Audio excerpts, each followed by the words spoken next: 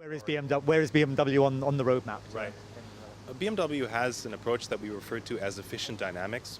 So really, efficient dynamics combines two things that you would normally not think could be combined. On the one hand, it's increasing efficiency, but at the other time, it's also increasing the dynamism and making sure that our cars are still sporty. Now, I'm quite often asked the question, what is the future of mobility? What will be the future of the drivetrain? And there's really no single correct answer. And the BMW Group approach is to take a very broad approach. So to continue focusing on the internal combustion engine, making it more efficient, reducing fuel consumption. At the same time, we've already introduced hybrid engines, and we're also introducing electric mobility. And concerning electric mobility, we see a lot of potential, especially in urban areas. And we have a three-step approach or a three-step roadmap to introducing electric vehicles. The first step was introducing the electric Mini, which was completed in 2009 and introduced to customers in 6 countries around the world. It's a field trial. We've gotten a lot of data, a lot of information from first-hand customers, 16 million kilometers of electric driving on the streets around the world. And the results basically confirm that electric mobility is ready for introduction and that the customers really adapt to the technology quite well. The second step is the BMW Active E, which has been introduced in 2011. It's a 1 Series Coupe, which is an electric vehicle, 100% electric vehicle. And the interesting thing about the BMW Active E is that the drivetrain, the 3 major components, the battery, the electric motor, as well as the power electronic units, have been completely developed by the BMW Group. And really it's kind of a beta test for the series vehicle, which is coming in 2013. It has the technology of the series vehicle, which we're launching next year, and that's the BMW i3. And the BMW i3 is our answer to electric mobility, to sustainable urban driving. And the vehicle has what we refer to as a purpose design. So the architecture is completely new. It's a completely new radical approach to urban mobility. We're, for example, using carbon fiber reinforced plastic in the vehicle to radically drop the weight of the vehicle, to increase the range of the vehicle. And connected with BMW i is not just the car itself, but also a mobility concept. So we're introducing new mobility concepts that are associated with BMW i, linking the car to the environment, to other forms of transportation. So it's really a holistic approach.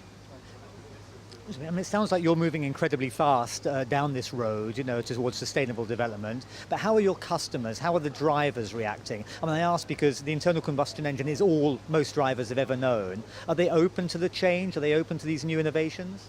Yeah, they certainly are, actually. And we're finding, actually, now that we're offering more technology and more innovation, that the customers are actually asking for it. If you think back maybe to, say, 15, 20 years ago, fuel efficiency would not necessarily, by BMW, have been, let's say, one of the top sales arguments. Sustainability maybe would not have been on the top of the agenda of all of our customers. And we're finding now that actually sustainability is really a sales argument. And the BMW Group has been ranked now 7 years back to back as the most sustainable car company in the world by Dow Jones Sustainability Index. So sustainability is, we'd like to think, part of our DNA. It's inherent to our business model. And it also makes business sense because our customers are appreciating it. And that's one of the main reasons why they buy BMWs. So it's green business, which is, I think, also one of the major ideas and one of the philosophies behind Rio+20. Right. Well, that's very interesting. That idea that it's now part of the competition between car producers, vehicle producers, to be the most sustainable. I mean, that's the way it is it now? It certainly is. Yeah, there's a real race, let's say, to be the most sustainable car company. We were rated #1 sustainable car company in 1999 for the first time by Dow Jones Sustainability Index. Since then, we've always been in the top 3, and like I said, for the last 7 years, we've been rated the most sustainable car company. We notice that there's pressure from the competition.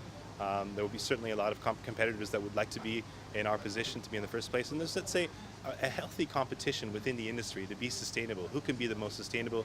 Who can take the most sustainable approach? And I think that, as a whole, has really also helped to move the industry forward. And one other thing that's, I think, quite important to our approach is it's really not just about focusing on the product itself. When you take a look at our pavilion here at Rio+20, one of our mottos is taking sustainability beyond the product. Of course, we focus on the product, introducing technology, making the car more efficient, reducing emissions, but sustainability from our perspective stands for a lot more. It's about the processes behind making the cars, making sure that we have sustainable production. For example, with BMW i, we're using renewable energy to produce the car. We're using 100% wind energy to produce our BMW i3s in our plant in Leipzig. So it's about the process approach.